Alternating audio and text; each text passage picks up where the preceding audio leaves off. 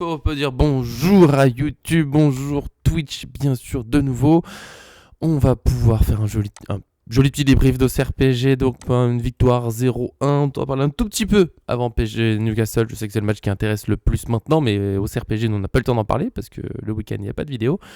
Donc ça, rapidement, peut-être 2-3 mots sur Dro Fernandez, surtout du PSG Newcastle, les enjeux, le classement, on va faire un petit tour de ce classement très serré, des matchs un peu dans tous les sens, ça va être une dernière soirée intense à suivre. Bonjour Crazy Wisdom avec une formule particulière, salut Toglou, est-ce que tu nous fais un bonjour de Turquie peut-être, je ne sais pas. En tout cas, on a un gros point Ligue des Champions, Newcastle qui a des absents en plus, notamment surtout le milieu de terrain qui pourrait décimer, nous retrouve des joueurs. Est-ce que ça serait le match où ça bascule un peu plus en faveur du PSG? Avant ça, on va faire 5 minutes à peine sur OCR PSG. On fera même pas le tour des notes. Je pense qu'on va pas rentrer trop dans le détail, surtout que c'est un match, franchement, il est pas hyper passionnant.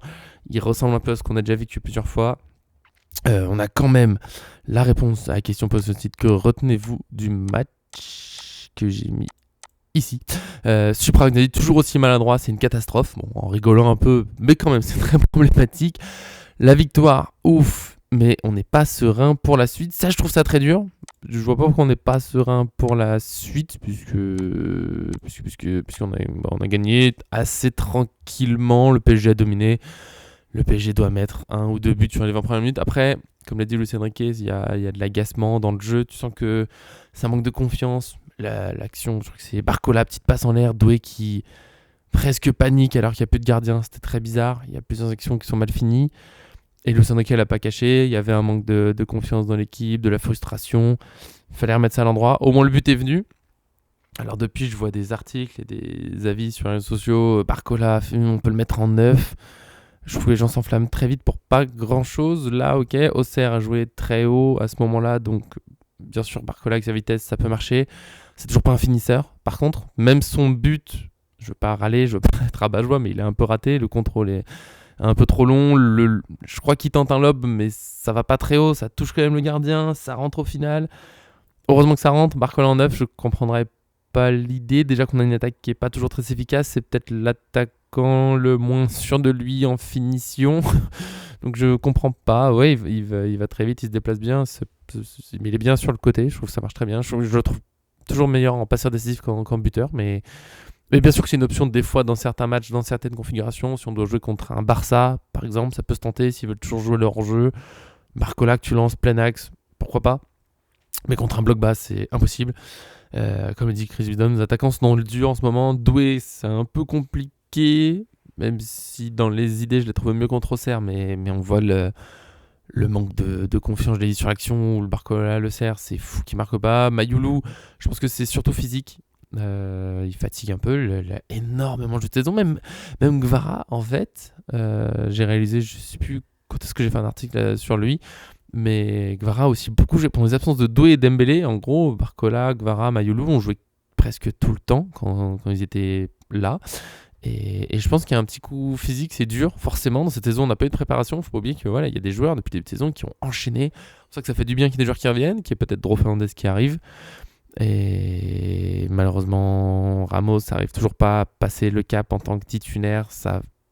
Il y a des bonnes passes contre Serge, j'ai bien aimé. Franchement, dans le jeu, je l'ai trouvé plutôt intéressant.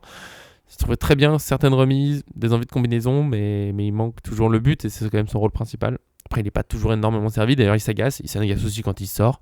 Il était bien énervé quand il est sorti, Ramos. Et à la limite, je peux comprendre. Mais bonjour Ramsès Kenobi, champion d'Europe, toujours, ne l'oublions jamais. Et peut-être re-champion d'Europe bientôt. Est-ce que tu nous referas les qualifications aussi pour les bonjours? Moi, j'aimais bien ça l'année dernière.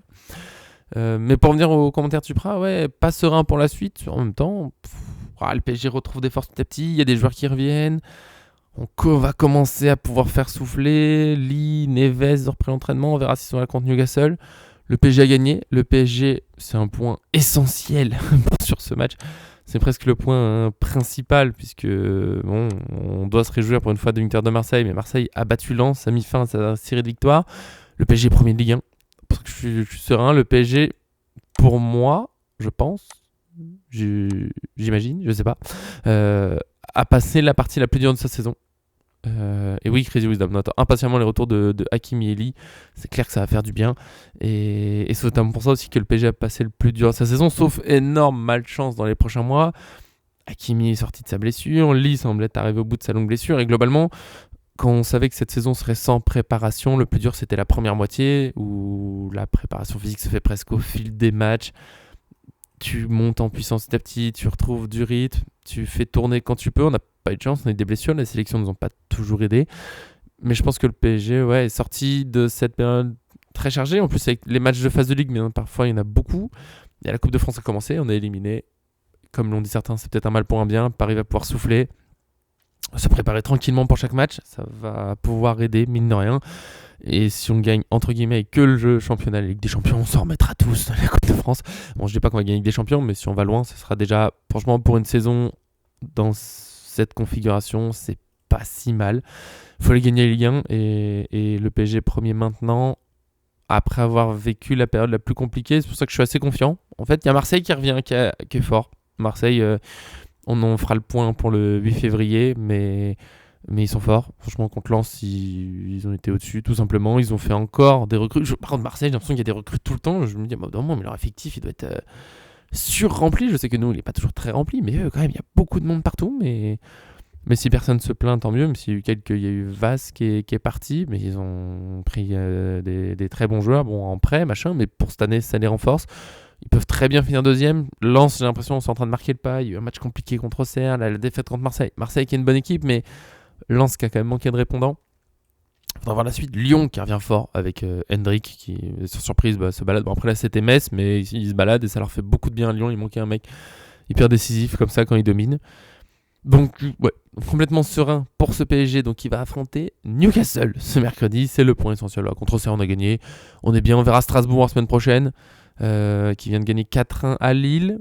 À l'efficacité surtout, moi, j'ai vu que les stats là pour ce match pour l'instant.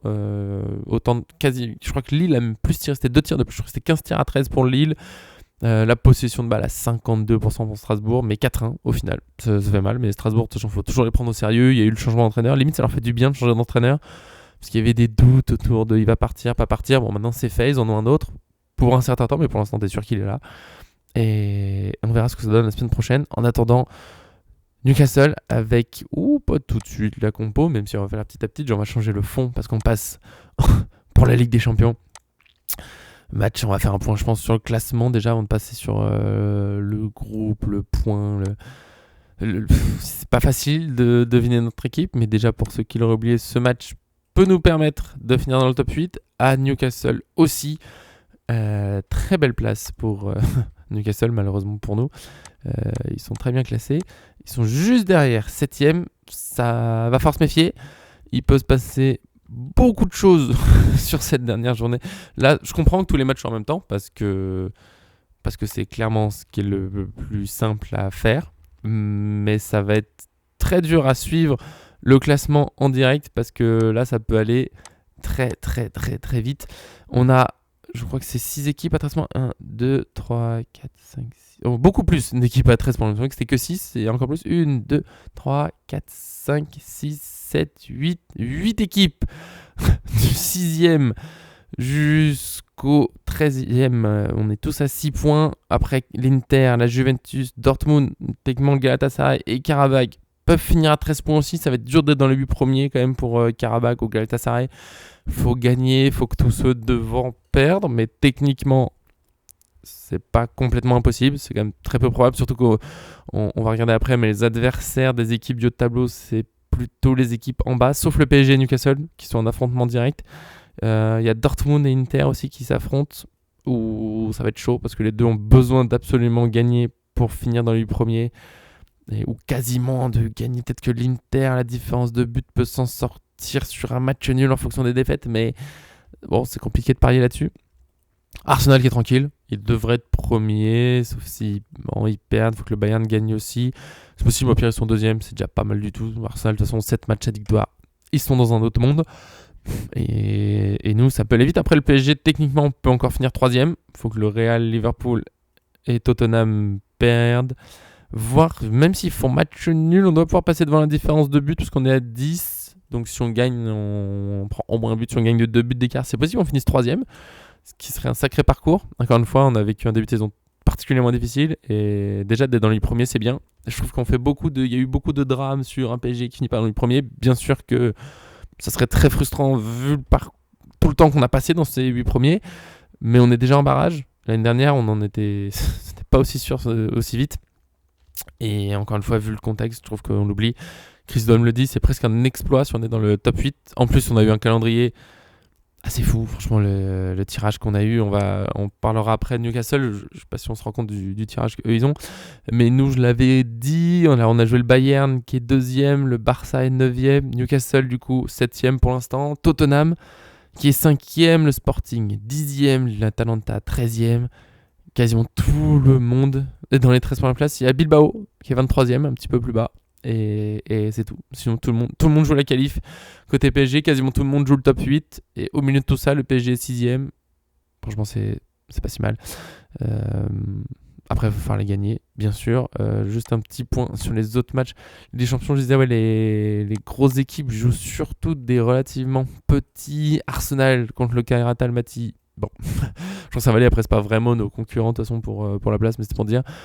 Le Barça contre Copenhague. J'aime beaucoup Copenhague, un lien affectif et tout, c'est super. Copenhague joue quand même la qualif, donc c'est pas facile, mais bon, le Barça est favori. Le Real Madrid contre le Benfica. Attention, un Benfica ultra motivé à domicile qui peut essayer de créer un exploit en se qualifiant avec une victoire et en espérant des bons résultats devant. Mais le Real Madrid, encore une fois, est favori. Liverpool est capable de tout, mais contre Karabakh, ils seront favoris, même si... Attention à Karabakh qui peut créer un exploit de fou à Anfield, ça serait historique. Franchement, ça serait beau. Ça nous aiderait aussi, donc tant mieux. Tottenham contre Francfort, encore une fois, ils sont favoris assez largement. Francfort, c'est une équipe très sympa à suivre, mais qui prend beaucoup trop de buts et qui est éliminée. Donc Tottenham est largement favori. Chelsea, je crois que c'était compliqué. Naples, attention, peut embêter tout le monde. Ils peuvent aussi se qualifier encore. Moi, je dirais moins facilement que Chelsea est favori sur ce match-là. Le Sporting contre Bilbao, très difficile de choisir. Vu que c'est à Bilbao, je dirais que Bilbao est favori. Je dirais que l'équipe à domicile avec ces deux-là est favori. Donc ça peut aller vite. La Juventus qui est juste derrière le PSG à Monaco.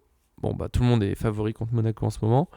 Ça va pas être facile. City, Galatasaray. Attention, City très irrégulier. Le Galatasaray à prendre extrêmement au sérieux. Bon, le PSG devrait pouvoir finir dans le top 8 s'il se loupe pas contre Newcastle. On va voir avec ça quelle équipe on peut espérer contre Newcastle. Là, c'est pas simple. J'ai tenté une compo, on va dire la compo de l'optimisme. La compo, il n'y a pas eu de point médical depuis le match contre Auxerre, mais ça remonte, c'était jeudi. Déjà, jeudi, on nous parlait de travail adapté, de repos. Meneves, même s'il était donc en travail adapté, lui, il s'était entraîné avec le groupe la veille, donc je pense qu'il est quand même sur le retour, comme Lee qui est plutôt sur le retour. Je pense pas qu'il sera titulaire. Lee il a été absent beaucoup plus longtemps et c'est moins titulaire dans notre équipe, même s'il pourrait faire du bien. Il pourrait faire beaucoup de bien. Hakimi plutôt ménager, mais là je pense que ça va être bon, même s'il y a eu du temps. Donc c'est un peu la compo de l'optimiste, ça va aller, sauf Ruiz qui a eu son coup au genou. On n'a pas de nouvelles depuis, est-ce que c'est un coup vraiment un peu grave ou rien du tout? On verra, je pense qu'il reviendra vite, mais de toute façon... Il fait partie des joueurs qui ont bien besoin de souffler un petit peu pour retrouver des forces. Zaïre Emery m'impressionne parce que chaque match, je me dis non mais là il va avoir besoin de se reposer, sinon physiquement il va pas y arriver. Et chaque match, physiquement, il prend le dessus sur les adversaires. Donc tant mieux. Et j'ai envie de le revoir un peu au milieu, notamment contre Newcastle, une équipe, même s'il y aura des absents, qui aime mettre de l'impact. Et c'est pour ça que je pense que c'est pas trop un match pour Ruiz non plus. Ils vont sans doute aller fort dans les duels et c'est vraiment pas sa qualité première. Zaïre Emery peut résister. On peut retrouver Hakimi à droite, ce qui serait vraiment une super nouvelle. On nous a toujours pas dit qu'il y avait une grande douleur. Alors, Luis Enrique avait évoqué un petit problème la semaine dernière. Il a été mis au repos, comme Nuno Mendes d'ailleurs. Là, je pense que ça va le faire. Après, on n'a pas de nouvelles sûres. Il n'y aura pas de prise de risque, etc. Mais bon, on peut espérer qu'il sera là. Et Hakimi, c'est quelque chose en plus. Peut-être que Safonov sera là. Il y a quelqu'un qui a remarqué que sur la vidéo de félicitations pour Mbaye, on voit Safonov qui a des gants de gardien. Est-ce que ça veut dire qu'il sera de retour? Peut-être qu'il sera prêt. Est-ce qu'il jouerait tout de suite pour son retour dans ce match de Ligue des Champions décisif? Pas sûr du tout. Pas sûr du tout. C'est pas impossible, je serais pas complètement surpris, mais je pars pas là-dessus encore. Même si Chevalier me rassure pas plus que ça, mais revenir comme ça sur la Ligue des Champions, je sais pas. En plus, on n'est pas sûr qu'il ait fait l'entraînement. Je pense qu'il y a beaucoup de doutes. Vitinha au milieu, bien sûr, toujours. Marquinhos, Pacho, ils ont tourné contre Auxerre. Ils vont jouer, même si Zabarni a très bien tenu la route. Beraldo était pas mal, mais les titulaires, ils sont là. Et en attaque, je pense que Guevara sera sur le banc. Il était sur le banc contre le Sporting. Contre Auxerre, bon, il était correct, sans plus. Je pense pas qu'il repasse devant les autres. Doué, faut voir un petit peu le réveil, le machin, mais ça reste un joueur magique qui fait les efforts, qui est capable de tout, et ça peut faire du bien. En plus, ça reste notre attaquant, à part Dembélé, le plus à l'aise à droite. Je pense que Dembélé reprendra l'axe. Ça reste. De toute façon, il est rentré plus ou moins. Contre Auxerre, en fait, on avait un peu Barcola, très profondeur en permanence. Sur la fin, on dit 9, mais c'est surtout prendre la profondeur, et Dembélé qui était très meneur de jeu. Donc, je pense qu'on va repartir un peu là-dessus. Barcola à gauche, ça reste, je pense, sa meilleure place, même si certains peuvent avoir des doutes. Je vois pas comment l'attaque change. Ramos, il n'y a aucun doute. Gli, c'est trop tôt. Guevara, je serais un petit peu surpris. C'est pas impossible, je suis un petit peu surpris. Et Mbaye a été pas mal contre Auxerre, mais c'est pas encore un titulaire en Ligue des Champions. Donc voilà, cette équipe, je la trouve pas mal du tout. Pour affronter un Newcastle, j'ai pas encore l'équipe probable dans ma présentation de l'adversaire parce que j'en ai pas cherché encore. Parce que le match il est mercredi. Newcastle qui est une bonne équipe à prendre bien sûr au sérieux, qui est en Ligue des Champions, qui a dû attendre longtemps, 20 ans sans Ligue des Champions, qui se retrouve en 2023. On les avait croisés, ça avait été très difficile. On en reparle, on avait perdu 4-1 là-bas, match très frustrant où il y a eu énormément de critiques, je trouve, qui étaient exagérées parce que Newcastle avait aussi été super efficace, notamment le quatrième, le but, le mec qui glisse un peu, ça part en lucarne. On avait aussi bien vu certains de nos défauts collectifs, les joueurs qui réclament une sortie de balle alors qu'elle n'est pas sortie, qui s'arrêtent de jouer, certains qui défendent pas. Mbappé était toujours là. On avait eu ces petits défauts-là. 1-1 au parc, c'était décevant aussi. Et Newcastle est 7ème de Ligue des Champions, donc ça se prend au sérieux bien sûr. Ils ont eu, là où je suis surpris, c'est qu'ils ont eu pas mal de départs importants, Isaac, des trucs comme ça, et ils s'en sortent quand même. Ils arrivent toujours à recruter, des recrutements assez intelligents. Bon, Nick Woltemade, je sais pas si c'est un recrutement intelligent, parce que c'est une énorme somme sur un mec qui avait commencé à marquer en Bundesliga. Il s'en sort pas trop mal pour ses débuts, mais peut-être que la somme était un peu exagérée, mais ils avaient absolument besoin d'un neuf. C'est aussi ça quand c'est la crise et que tu as absolument besoin d'un buteur. Peut-être qu'ils ont mis trop de temps à vendre Isaac, que c'est parti un peu en guerre d'entraînement, de trucs. Il aurait peut-être fallu accepter plus vite, même s'ils voulaient bien sûr la meilleure somme possible, mais ils se sont aussi créés des petits soucis d'effectifs derrière. C'est un peu dommage. Et comme il dit Chris Wisdom, peut-être qu'on leur fera mal avec Hakimi Mendes, l'atout suprême de l'équipe. C'est vrai que quand les deux sont là, on devient totalement imprévisible. Tout le monde peut monter n'importe quand en neuf, en ailier, au milieu.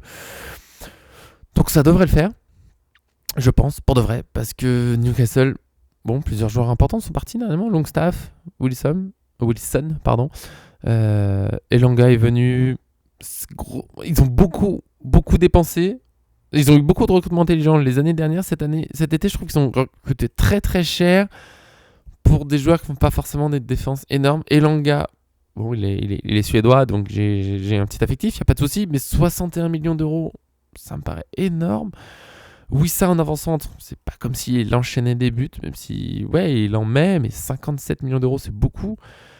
Ils ont beaucoup dépensé. 278 millions d'euros pour être 9ème en première ligue.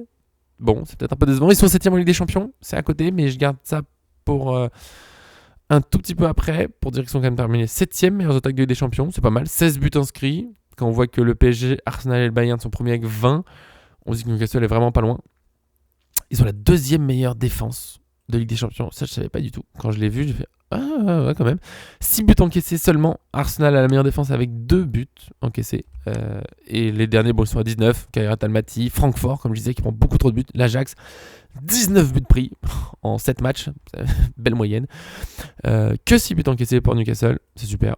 Le meilleur buteur, je suis surpris. Je pensais que ce serait Voltamade, mais c'est Gordon, qui est un attaquant qui marque aussi pas mal de buts. En fait, on parle pas trop de lui souvent, mais 6 buts parmi les 3e de Ligue des Champions, c'est pas mal du tout. 6 buts, bon, Mbappé est à 11 déjà, c'est assez fou. Meilleur passeur, Jacob Murphy. Attention au meilleur passeur anglais. Il n'a que 2 passes, donc c'est pas non plus le super passeur qui enchaîne.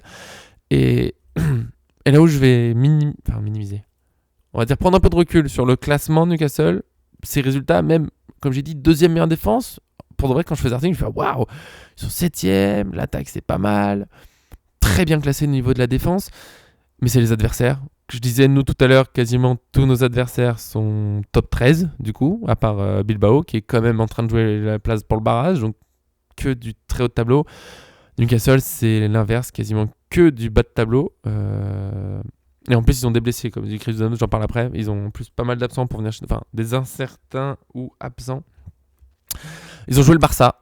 Ça, ok, très bel adversaire. Ils ont perdu 2-1. Ils n'ont pas eu la possession. Ils ont été largement dominés dans les tirs. Donc, assez largement dominés contre le Barça, ce qui n'est pas honteux, mais disons que les tops européens ne sont pas largement dominés par le Barça. Ils rivalisent un peu plus. Donc, la salle a vraiment souffert à domicile en plus, là où ils sont normalement les plus forts. Ils ont perdu encore ce week-end, d'ailleurs, à domicile contre Aston Villa, qui est une très belle équipe, très belle surprise de Première Ligue. Mais sinon, Ligue des Champions, après, c'est l'Union Saint-Gilloise, plutôt bas de tableau. Ils ont gagné 4-0, ok, mais c'est assez bas dans le classement. Je l'ai plus sous les yeux. Je vais me le mettre à côté, moi. Le classement, l'Union Saint-Gilloise est 31e de Ligue des Champions. Ils ont battu le Benfica, qui est 29e. Ils ont battu Bilbao, du coup, qui est notre adversaire le moins bien classé. Eux, c'est presque le mieux classé. Ils ont gagné contre Bilbao à domicile, sans faire une énorme domination. Hein. Ils ont la possession, mais 8 tirs contre 12, c'est pas non plus, c'est pas fantastique. Ils ont perdu contre l'OM au Vélodrome, une petite surprise. L'OM qui est 19e, qui est pas sûr de se qualifier en Ligue des Champions. Ils ont fait match nul contre Leverkusen, qui est une saison assez régulière et qui est 20e en Ligue des Champions. Et là, ils ont battu le PSV Eindhoven 3-0, mais le PSV Eindhoven, c'est 22e. Ils ont quasiment que des équipes du bas du barrage, voire en dessous. Ce qui ne veut pas dire qu'ils n'ont pas de mérite. Ils ont quand même des qualités, mais ils n'ont pas balayé grand monde. Okay, le Benfica, mais qui était absolument en crise en octobre, qui va un peu mieux depuis que Mourinho est arrivé, mais qui était en crise. Le PSV Eindhoven, qui a beaucoup de mal en Europe. Et c'est pas des grosses dominations. La possession, elle est assez proche. 9 tirs contre 6, c'est pas un carnage dans le jeu. Contre les Leverkusen, ils ont moins tiré aussi. Il y a une grosse efficacité à Newcastle, souvent. Sauf contre Marseille, du coup, où il y a autant de tirs de côté. Mais globalement, ils n'ont pas surdominé leur match. D'où vient leur efficacité? Est-ce que les adversaires se sont loupés? Est-ce qu'eux, ils ont été forts? Mais ouais, je suis pas sûr que ce soit le top. D'ailleurs, 9e de Première Ligue. Attention, la Première Ligue, hyper serré, tout peut aller très vite. Mais c'est pas l'un des tops du championnat anglais. Et Ligue des Champions, j'ai un peu le sentiment parfois que si on avait eu le même tirage, on serait encore mieux placé. On est déjà bien placé. J'avais mis une équipe probablement en 4-3-3. Leur équipe habituelle, ils jouent en 4-3-3, ça c'est sûr. Et je me le suis ajouté ce matin avec les nouvelles qui sont tombées. C'est que les 3 milieux titulaires habituels qu'on connaît bien, j'ai l'impression que de ce point de vue, Newcastle n'a pas changé depuis un moment. Les 3 sont très incertains au mieux, voire forfait. Joelinton devrait être absent. Tonali, c'est pas sûr du tout qu'il soit là. Guimarães, c'est pas sûr du tout qu'il soit là. Et s'il est là, il sera pas à 100%. C'est leur gros problème. C'est que ce milieu de terrain, c'est presque je dirais que c'est leur force principale. L'attaque, elle est pas mal. Gordon, on l'a dit, ouais, ça met des buts. Voltomados, c'est un attaquant intéressant, mais c'est pas non plus Harry Kane, on va dire, pour avoir un équivalent de mec qui peut mettre des buts un peu n'importe quand. La défense est pas mal du tout, mais c'est pas non plus des cadors absolument. Pour moi, vraiment les forces et le milieu, c'est là où les joueurs, tu peux dire, ouais, peut-être qu'ils brillent dans de plus grands clubs. Mais c'est pas le cas. Notamment Tonali, qu'on a beaucoup évoqué chez nous. Guimarães aussi, un classique de nos mercato. Il pourrait être avec aucun des 3. Et là, c'est un gros affaiblissement. Pour n'importe quelle équipe, de toute façon, tu perds les 3 titulaires dans un secteur, ça fait très mal. Imaginez n'importe quelle équipe, tout de suite, ça change un visage. Très compliqué ça pour jouer au parc, notamment contre un PSG qui aime dominer au milieu avec la possession. Je pense que l'arme principale pour Newcastle pour résister, c'est l'intensité mise par ces 3-là. Et ils peuvent manquer ou ne pas être à 100%. Ça peut être très dur. Donc ouais, Newcastle, je pense, va mettre un bloc très physique. La question sera quelle hauteur exacte. Est-ce qu'ils vont essayer de chercher un pressing très haut? Je les vois bien attendre plutôt. Pas non plus complètement dans leur surface, mais quand même plutôt dans l'attente et venir à l'impact quand les milieux touchent la balle. Laisser la balle à nos défenseurs et par contre essayer de mettre une espèce de forteresse et après faire mal dans la transition. Gordon, il va plutôt vite. Faudra se méfier. Faudra se méfier aussi des coups de pied arrêtés. On sait qu'ils peuvent nous faire mal. Ils avaient marqué là-dessus en 2023-2024. Bien sûr qu'il faut faire attention à Newcastle. Mais bien sûr qu'on peut le faire. Si on va sur un prono... Qu'est-ce qu'on dit? Est-ce qu'on a un PSG qui est de nouveau efficace ou est-ce qu'on reste sur le PSG des derniers matchs où ça veut pas? Franchement, le PSG au parc est capable de tout en Ligue des Champions, on l'a déjà vu tellement de fois. Ils sont capables d'écraser n'importe quel adversaire et je serais pas surpris par 3-0. Ouais, 3-0, ça me va bien, franchement. Surtout avec leurs absents au milieu, sinon j'aurais peut-être été moins optimiste. Mais là, le PSG retrouve de force, le retour de Hakimi, Neves qui devrait pouvoir jouer. Les attaquants, mais il y en a un qui, même s'ils sont un peu efficaces mais en ce moment, ils peuvent aussi tourner un peu. Guevara qui, remplaçant titulaire, Dembélé, Doué qui ont pu respirer contre Auxerre, même Barcola. Ça tourne un peu et je pense que ça peut faire le plus grand bien niveau énergie. Donc, allez, 3-0, but de Dembélé. Doué, on va faire du classique là-dessus. Et Hakimi pour son retour. Hakimi qui met un but. Allez, direct, on est comme ça, on est fou. Ça me paraît pas mal du tout. On va pas se dire au revoir comme ça, on va pas oublier une tradition. Paris fan, des plats de Newcastle. J'ai trouvé un site. C'est pas des plats présentés comme d'habitude, c'est très long. Je vais faire un résumé tout en passant dessus parce que c'est. Je sais pas, je sais pas s'il fait ça pour partout. C'est Passion et Endroit, en gros, le nom du site si on traduit. Et évidemment, il se fait un tour vraiment très local dans la ville. Il y a un peu de tout. Et Newcastle, ça a l'air d'être. C'est pas juste nourriture anglaise. Là, il est vraiment sur Newcastle, les petits endroits qu'il a testés et tout. Et il y a il y a du pudding, peas pudding. Évidemment, c'est à l'olive. Non, tu peux rajouter de l'olive aussi. C'est des pois, en gros, c'est du pudding aux pois. Pourquoi pas? Pourquoi pas? Il y a ces petits gâteaux là aussi qui. Il m'a pas super convaincu. Après, moi, on présente les spécialités de la région. Il y a cet énorme pain avec une dose de jambon absolument abusée. Il y a plus de jambon que de pain, mais en même temps, ça doit pouvoir être bon. Et évidemment, c'est un truc qui se mange énormément dans la rue, comme ça, tranquille, très Newcastle. Donc je pense que si vous voulez rendre hommage à Newcastle, limite c'est un sandwich. On a aussi ces espèces de barquettes, visiblement d'un endroit assez connu, hyper bon, et il se plaint que maintenant ça se fait en congelé au supermarché et que c'est moins bon. C'est un parmo. Ça fait très italien. Je me demande s'il y a un lien entre Newcastle et l'Italie, mais ça fait très italien. Ça a l'air sympathique hein, comme petite barquette. Mettre des petites tomates confitello, ça fait très italien. Des petits oignons. Ça a l'air très sympa. Si vous voulez vous faire aussi un hommage Newcastle, c'est un bon petit plateau devant un match de foot, ça. Les petites sauces, les frites, franchement, ça se passe bien. Il y a un poulet au parmesan. Clairement, ça vient d'Italie. Je sais pas pourquoi, est-ce qu'il y a des trucs à Newcastle qui viennent d'Italie. Enfin, sans doute des Italiens qui sont venus là-bas, mais pourquoi particulièrement? Peut-être pour le voyage avant les États-Unis, par exemple. Oh, c'est pas, mais voilà, c'est tout un passage. Il y a encore un sandwich. Beaucoup de sandwichs qui apparaissent, beaucoup de pluie aussi, c'est la région.